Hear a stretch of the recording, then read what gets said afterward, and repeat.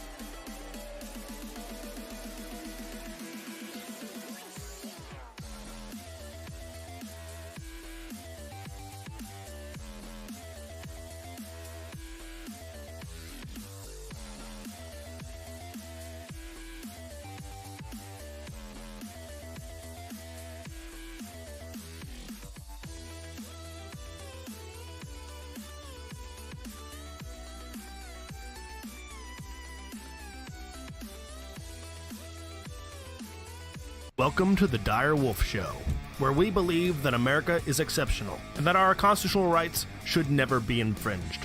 I am Dire Wolf. On our show, we bring you the truth and debunk fake news. If you love laughing at the insanity of the regressive left, sit back and relax. Boy, do I have a show for you.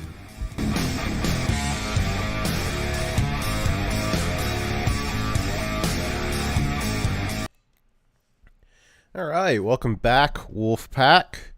Fox Reviews here for our weekly news recap, or my weekly news recap, Behind Enemy Lines on YouTube for now, still, but mostly we're on Rumble and DLive now. We're getting significant viewership over on those platforms, so move on over if you're still on YouTube. But we do broadcast into Enemy Lines. where truth is not free in the speech is not free and the truth is demonetized, even more so last week. This past week, we saw a lot of demonetizations from a lot of different content creators.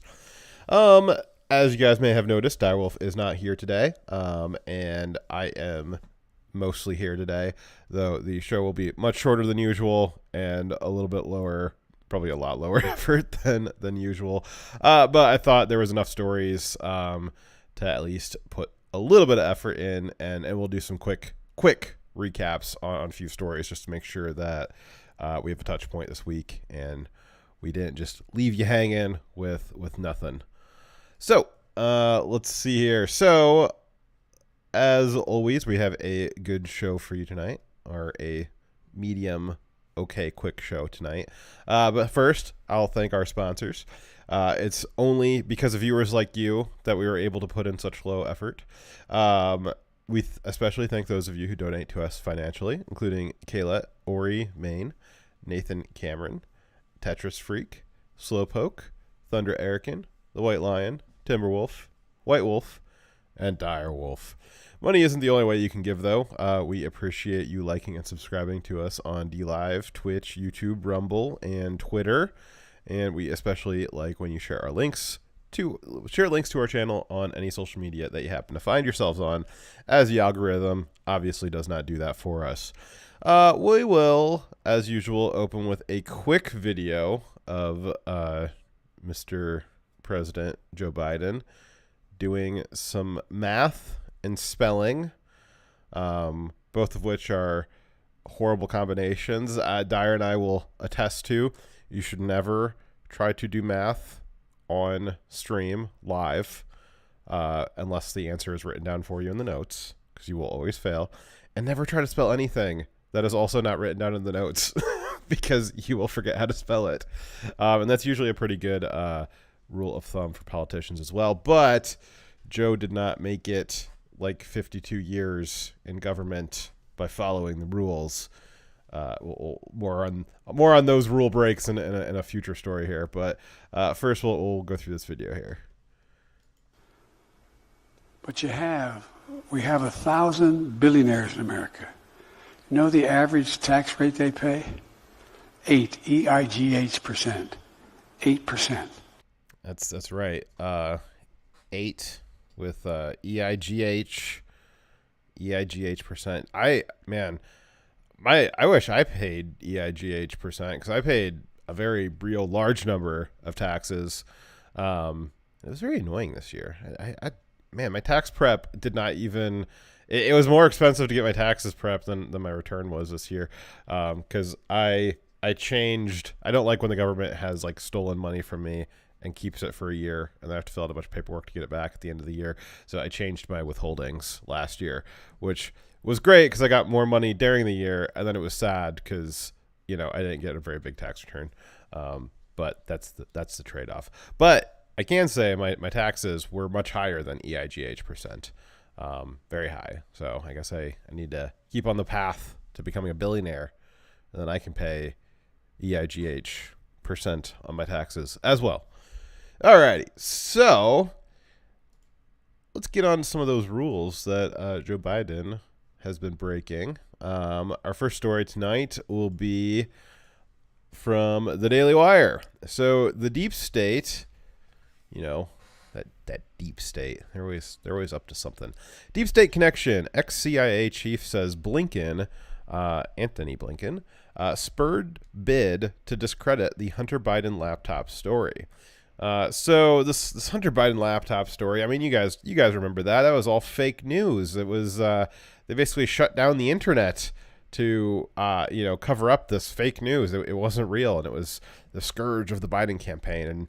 And they did a pretty good job, because they essentially killed the entire story at the end of October leading up to the 2020 election.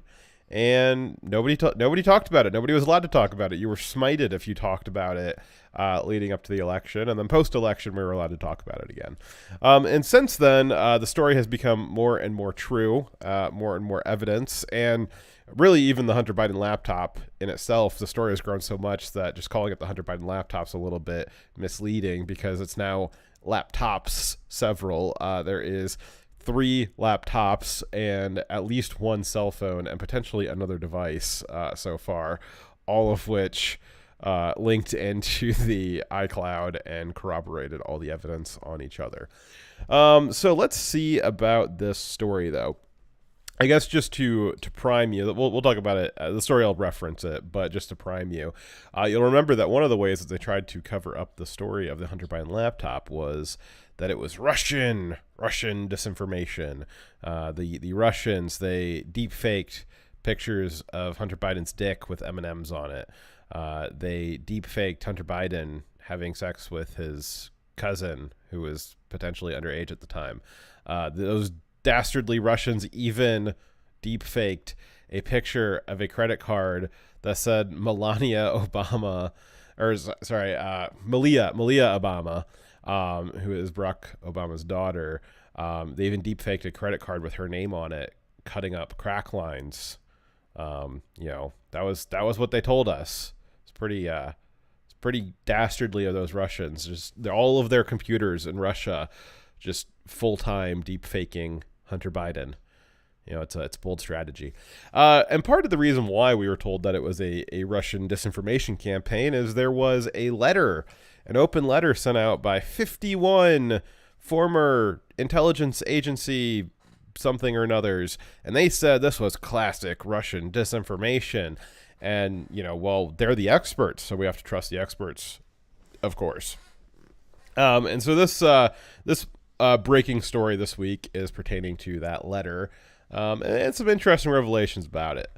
So in a bombshell revelations from the Daily Wire, the former head of the CIA, Mike Morell, confessed that he had been asked by current Secretary of State Antony Blinken, then a senior member of the Biden 2020 presidential campaign, to discredit the story of Hunter Biden's laptop computer. So Antony Blinken, who is now the Secretary of State, he was part of the Biden campaign in 2020, and so he's reaching out to the former head of the CIA, trying to say, hey, we got this story, we got this problem, I need your help. So Morell, who served as CIA director at various times between 2010 and 2013, told the House Judiciary Committee, headed by Representative Jim Jordan of Ohio, that he coordinated a letter signed by 51 former intelligence officers that claimed the New York Post's disclosure of emails allegedly belonging to Hunter Biden, which CNN dismissed as a dubious story, had all the classic earmarks of Russian information operation. That letter, titled Hunter Biden Story is Russian Disinfo, Dozens of Former Officials Say, was published in Politico only days after news of the laptop was reported. So really quickly, they were somehow able to gather 51 former intelligence officials, and it was supposed to be organic. It was just these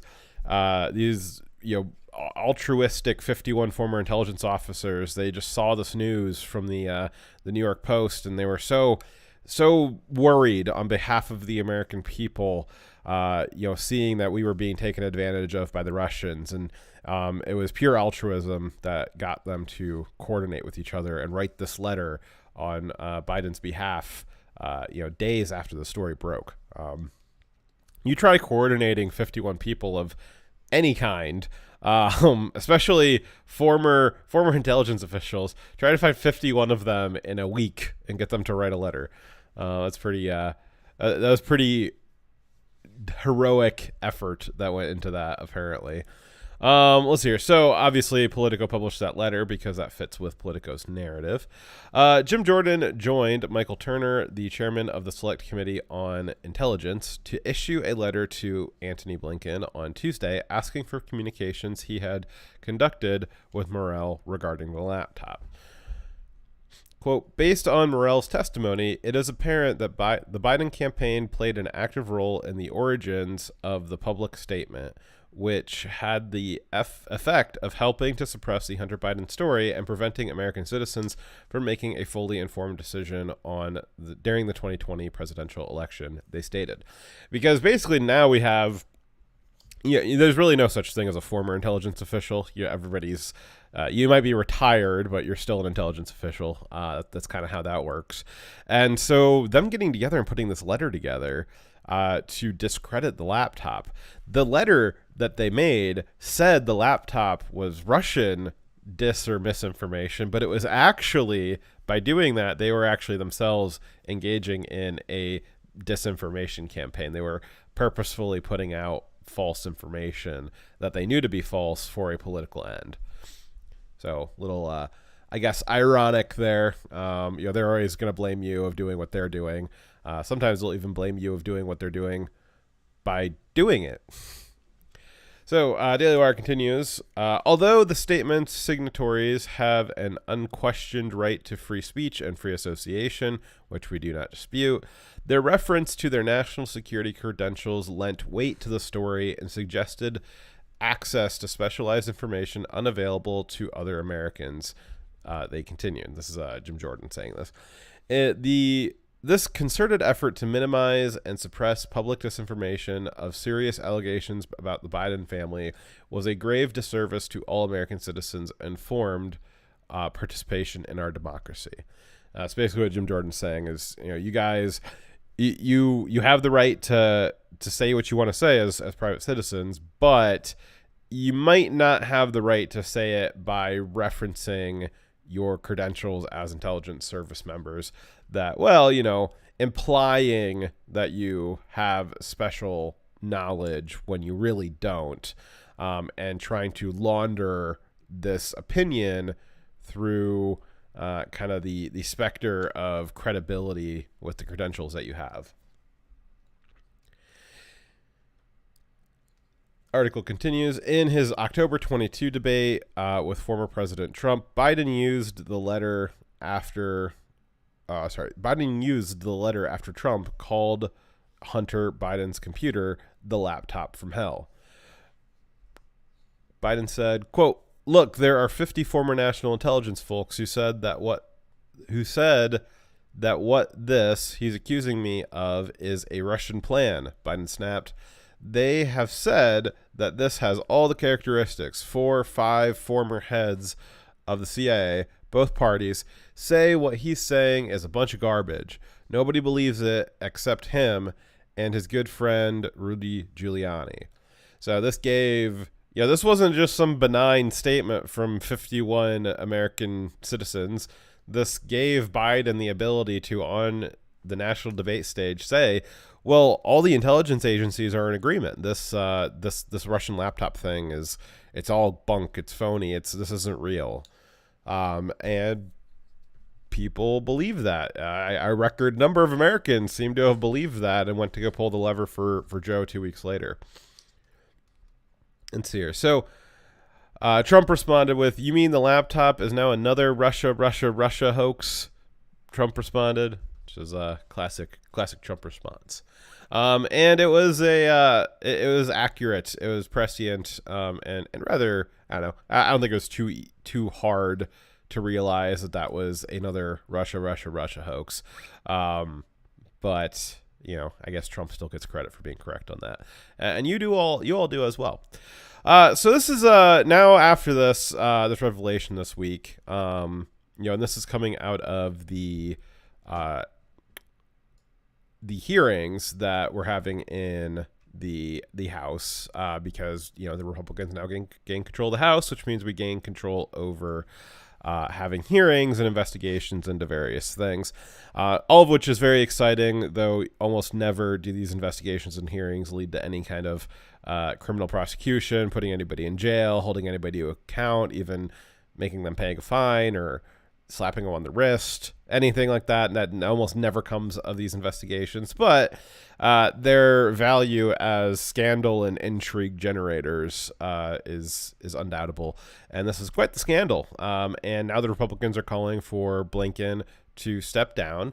Blinken, who had, during the campaign, had no problem leveraging his connections with the intelligence state to create a disinformation narrative and launder it through the media, launder it through the credentials of different intelligence agency service members.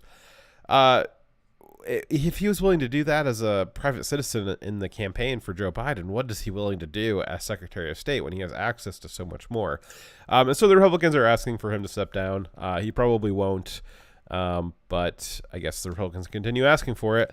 I wonder if I would assume that the House has the ability to impeach him. I'm not positive on that though. That should be something that should be pushed for relatively soon. This is in conjunction with another story related to Hunter Biden, which is there is now an IRS investigator agent who wants to be a whistleblower.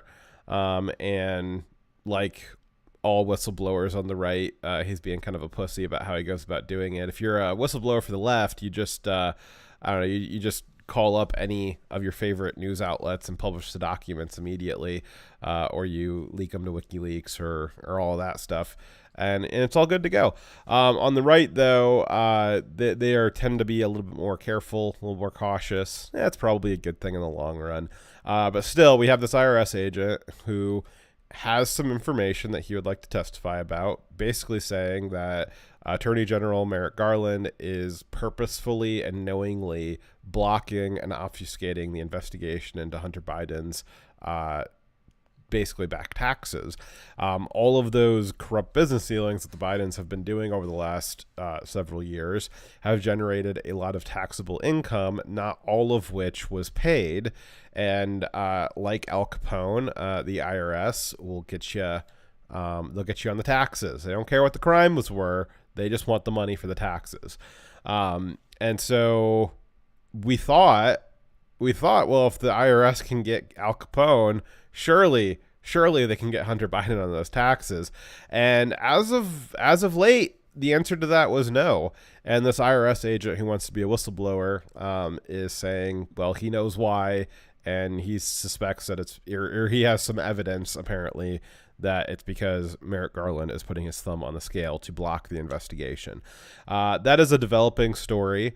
Apparently next week or the week following, as the whistleblower status, there's paperwork and all kinds of stuff that has to be filed if you're going to go about doing it the right way. And at some point, this whistleblower should be able to testify to Congress that Merrick Garland, testify as evidence and proof that Merrick Garland is putting his finger on the scale and blocking the investigation into Hunter Biden for his corrupt tax dealings.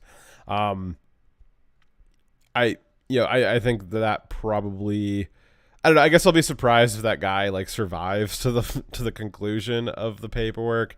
But I guess we'll see where that goes. It does seem like, I don't know, that Biden, the people called Trump Teflon Don because nothing stuck to him, but I don't know. He got a little sticky there towards the end because he didn't get back into office. But Biden, I mean, Biden's got some Teflon on him too. He has a lot of scandals, a lot of stupidity, and a lot of corruption around him. And I don't know, 50, 52, 53 years later of him doing some kind of federal government service, he still is in office and still has yet to face any consequences for anything. Which I guess is why he is such a good politician. Terrible president, pretty good at politics. If by politics you mean extracting as much from the system for you and your family as possible, and screwing over the American people as much as possible. Alrighty, so our second and kind of last-ish story. We'll see. I got another part here, but maybe we'll see about that after this story. So our next story here is Biden has basically broken the credit scoring system. So if you have ever gotten a credit card or a car loan or, oh no, what is this ad going to play? Terrified. All right. If you've ever gotten any kind of credit, you know that your credit score is very important. And it's so important that sometimes the credit bureaus just leak out all of your valuable information on the dark web for sale for $3 or $4 a piece. That's how important your credit score is. But as you'll know, the lower your credit score is, the harder a time you have getting credit of any kind. And the higher your score is, the easier it is to get credit. It's it's absurdly easy to get credit if you have a very high score. Let's see here. So Joe Biden would obviously like to change that because, well, I mean, if you have a bad credit score, in Joe Biden's mind, you're probably a minority, because that's how they think of minorities. And so they want them to be able to get more credit, more loans, make sure that they are not judged by the content of their wallets, but rather by the color of their skin when they are getting loans. This is essentially the same thing that happened during the subprime mortgage crisis back in 2008. That was spurred by a decade previous. We had been giving out loans called subprime loans to borrowers who the credit score system said that they could not afford to pay these back, and yet we gave them loans anyways, by the direction of George W. Bush. And lo and behold, the credit score system was right, and they were unable to pay back those loans, and it collapsed the financial market, the echoes of which we are still feeling today. So let's see here. Let's read this quick recap from Newsweek. So Biden raises costs for home buyers with good credit to help risky borrowers. So based off the new Joe Biden plan, home buyers with good credit scores will soon be facing higher mortgage fees as the Biden administration seeks to close the racial home gap and get more first-time low-income buyers through the door. Starting in May, a new federal rule, and this is like already gone through. Like, I don't know. I guess he made this with an executive order. Like, there wasn't really like a law. It was just, we have all of these bureaucracies that are under the executive branch that Congress over the last century has vested with the power of the legislature. And so now we can legislate from the executive branch, which is a total bastardization of the Constitution. And the effects of that are things like this. So without a vote of Congress, we have a new federal rule that will, according to Newsweek, upend the current structure of the loan level price adjustment matrix. Home buyers with a good credit score could see their monthly mortgage payment rise by over $60 a month, while risky borrowers will get more favorable mortgage terms because of their fees being reduced. Being subsidized by the good credit score home buyers with a higher mortgage. It's a move that the Federal Housing Finance Agency hopes will address housing affordability challenges in the U.S., but it's come under scrutiny for being unfair and potentially ineffective. In the short term, this may increase home ownership among the targeted group, but I'm afraid it could decrease home ownership among the middle class, Jerry Howard, CEO of the National Association of Homebuyers, told Newsweek. I'm not sure that we're robbing Peter to pay Paul here.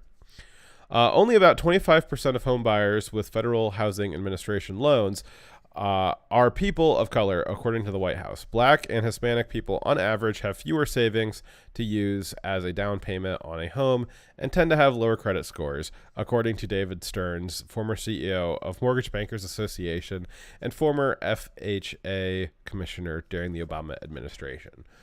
So, what this will do, if you already have a mortgage, apparently this is not going to affect you. It's not going to add new fees. Like, you're not going to get, if you already have a mortgage right now, you're not going to get an additional $60 on your mortgage if you had good credit. But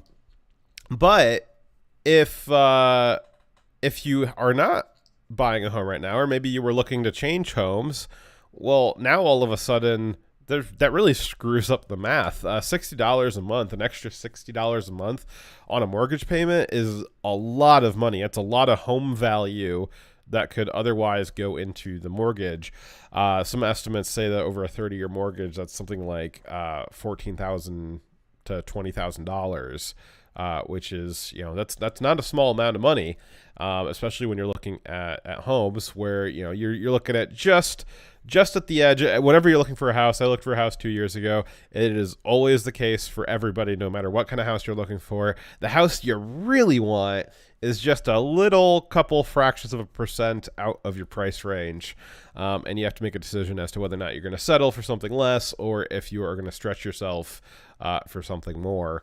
And now we're going to have with this new extra $60 a month is if you were careful with your credit, if you did not buy things that you couldn't afford.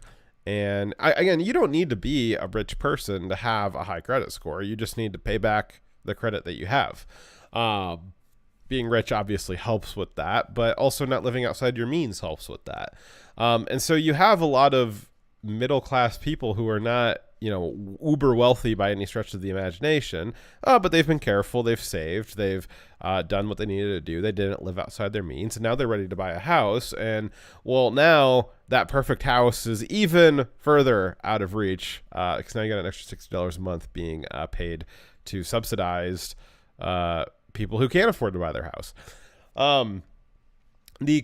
Let's see here. So this is not to mention, this is coming at a time when we've had a kind of radical upheaval in the housing market anyways. If you take a look at this graph here, this is the graph of a 30-year fixed mortgage rate since Biden took office. You'll notice that, this graph has a particular direction that it's going. By the way, I think I got my mortgage like right here at the dip, which is, I guess, pretty lucky of me. But we were at, between 4% and 3% all through the Trump administration and some of the years previous. And then, we were settled at like about 3%. And then all of a sudden, because of Bidenflation, the Fed had to raise rates, and the Fed raising rates has a direct impact on mortgage rates. And we going from a little over 3 to all of a sudden, just in the last year, just since 2022 here, the start of 2022 is when it really started taking off. We go, oh boy, up 5%, 6%, 7%. And now we're back here at 6.66%. Wow, there you go. So we go from 3.25% to over 6.5%. A full doubling of the mortgage rate in about a year, in about the past year. And that is already pricing a lot of people out of the houses that they want, because we're also seeing, we were coming off of a very large inflation in the housing market where housing prices were starting to go way beyond what they should have been. They were rising really fast. And so you have these rising prices for, the same, 3-bedroom, 2-bath, attached 1.5 car garage. You're looking at something like that was maybe $125,000 in 2018. By 2022, all of a sudden it goes up to $175,000. And if you didn't get it when you wanted it, not only is it $175,000 now, it's also, you got double the mortgage rate to even buy it, which really throws up your monthly cost on your mortgage payment by having that mortgage rate be higher and higher and higher. And so you have a lot of people getting priced out of the market already. And then now we've got this new situation that Biden has just created where we've essentially flipped the credit score system, which was supposed to be if you had good credit, it should be a little easier for you to get a loan. If you had bad credit, well, we need to be a little bit more careful lending to you, because if we lend to people with bad credit, they won't pay it back, and not paying back your loans tends to collapse the economy. So we have to be careful with that. It wasn't just to be mean, it's to keep the economy afloat. That was why we have the credit score system. Now, the credit score system has a lot of problems, and I'll get into that in a second. But the way it's supposed to work is good credit, easier credit. Bad credit, harder credit. That's how it's supposed to work. And Biden's basically flipped that on its head now, where the better your credit score, well, now the harder it is to get a loan, because your loan's now more expensive. One of the funny things that I think Biden won't realize here is he's assuming that the same number of people who wanted a loan before the change will still want the loan after the change, even though he's made it significantly more expensive, $60 more expensive per month, which is no small amount when you're talking about mortgage payments. Well, now there's people who just won't get a mortgage now. And so that subsidy pool isn't going to be quite as large as he thinks it is. But now he's got where the better your credit is, the more you're going to pay. And the lower your credit is, the less you'll pay. Well, that seems to have created a pretty perverse incentive model that now you're going to, why should you have a high credit score? What would be the point of having a high credit score? Just for bragging rights? Well, that's stupid. It's going to cost you a lot of extra money. And if we think that this will stay only in the housing, only in the mortgage industry, and not extend out to car loans and credit cards and student loans and all sorts of things, you're mad. This is a test balloon. If they are able to have what they consider success with this, you can be absolutely positive that this will extend out into other credit industries where the better your credit score, the more you're going to pay.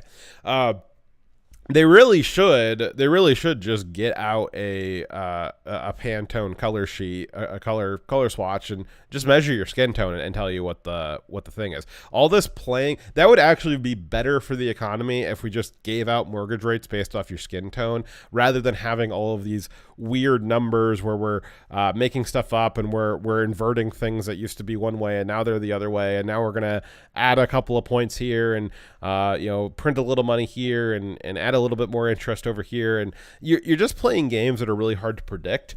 And the economy does not like hard to predict things. They like it when the economy is easy to predict. That keeps the economy stable. That keeps us from having bubbles and crashes. And right now, in order to get the effect that they're obviously going for is they want all black people to own a house. And they would like if all the white people had to pay for that. That is right now the goal. And the way that they're going about that goal has to be this circuitous, roundabout way of doing it. But that circuitous, roundabout way of doing it is going to cause additional economic problems. If they just passed out to every bank a color swatch and said, here's the interest rates for different skin tone colors, that would actually be more stable for the economy. It would be even more stable for the economy if they weren't trying to do all this racial justice stuff and just let the market handle it. So one of the other funny things about this is centered around home ownership. The Biden plan for home ownership. Well, that's a little counter to a lot of Democrat policy right now is home ownership. What happened to the you'll own nothing and you'll be happy? I think it's white people will own nothing and they'll be happy. That seems to be the real plan here. But at the same time that you have the Biden administration and Democrats and leftism at large, they're trying to obliterate home ownership. They want to obliterate the suburbs. They want everything to be low income government subsidized housing. And then at the same time, they also want to increase home ownership for black people. That it is very opposing initiatives right there. And those opposing, the fact that they have contradicting initiatives, that will also be not great for the economy because it's just unpredictable. Let's see here. So now there is an argument to be made that the credit score system does not. I want more home ownership. Home ownership is a conservative position. I support more people owning homes. I think if you had more black people owning homes, if they had some skin in the game, I think you would see a lot lower crime issues and a lot lower, interest in these Marxist social movements. Right now, you have a lot of Marxist cultural movements that have grabbed hold of racial grievance politics, BLM in particular. And the only reason why they're able to find such fruitful ground among the black community is because they don't have a lot of skin in the game. They live in Democrat cities where they're living in Democrat-run hovels and community housing and are unable to find a job in a Democrat city because a Democrat city is run so poorly, no business wants to be there. And so they have, what care do they have about the system? The system's not working for them. Because their only view of the system is what the Democrat cities have given to them. And so, of course, the Marxists will find fertile ground in that group to topple the system because they have no skin in the game. The more black people and minorities that are owning houses and have skin in the game and are living in stable communities, the less racial grievance politics we would have to worry about that. And that's conservative. I fully think if you have black families in a house, you're much lower probability that you're gonna have black homelessness. You're less fathers leaving, because one of the big reasons why fathers have to leave is because, well, the mom can't get welfare if there's a father in the home. It's harder to get certain kinds of welfare, so the dad has to leave. Or maybe it's just that the dad thinks that there is better economic opportunity if he leaves his family. But if they're living in a house, and part of living in a house is, well, you're probably in an area that has more stable income, more stable jobs. All of that stuff compounds on each other. And so you're going to have more financial stability, which is going to help you have more familial stability, which is going to help you have more political stability. It's going to make you feel like maybe the system is working. Maybe it's not perfect, but maybe it's working good enough where we can evolve it instead of having a revolution. We don't need to tear it all down. And so you're going to see more home ownership would reduce the grip that Marxism has in that community. That's a good thing. I fully support that. And maybe I would even be willing to have a conversation that the current credit score system is not a good measure for whether or not you should be giving somebody a home loan. I think we should be encouraging home ownership, and I think we should have programs that help out with that, but it can't be at the expense of the entire economy. It can't be at the expense of stability. And so maybe there's a conversation to be had that the current credit score system, really it's designed for, buying a house, it's not really designed for that. Maybe it's reserved for buying a car. It's reserved for buying a big screen TV on your credit card, or going to college, or opening up a new small business, or maybe a maintenance fee that popped up. That's really what the credit score system should be used for, that kind of credit. Buying a house and having a mortgage is really a different, or it could be, there's an argument to be made that it's a different kind of credit. And maybe there's an argument to be made that we should have a different credit score specific to housing. And we really do kind of have that. One of the three credit bureaus is really more focused on mortgage. It has a higher weight for your mortgage. So we kind of have that. I think the credit score system needs to be overhauled completely. It does not work. It doesn't seem to have the it doesn't have the features or promote the stability that it's supposed to. And so there's a lot of discussions to be had about that. But just taking the current credit score system and saying, well, we want it to be backwards. We want people with high credit scores to pay, and we want people with low credit scores to get more free stuff. So we're just going to take this system that's been in place for like 50 years, where bigger score good, lower score bad, and we're just going to overnight, we're going to invert it and see what happens. With 30 or 360 million Americans, we're just going to invert the credit score system and see what happens. Good luck, everybody. That is not a good or stable thing. And that will set up a new bubble to be burst rather quickly here, because the story comes at a time when not only are the mortgage rates rising rapidly due to the increase in the Federal Reserve interest rate, you also have a lot of experts are worried that the housing market that was having house values go up so fast the last few years, not only is that slowing, but it might invert. And for the second time, if you're a millennial, this will be the second time in your short lifespan that you have seen the housing market invert, where the value of your houses have started dropping, and not only just dropping a little bit, but drop dramatically over a sustained period of time. That almost never happens unless you're a millennial, in which case, for your generation, it almost always happens.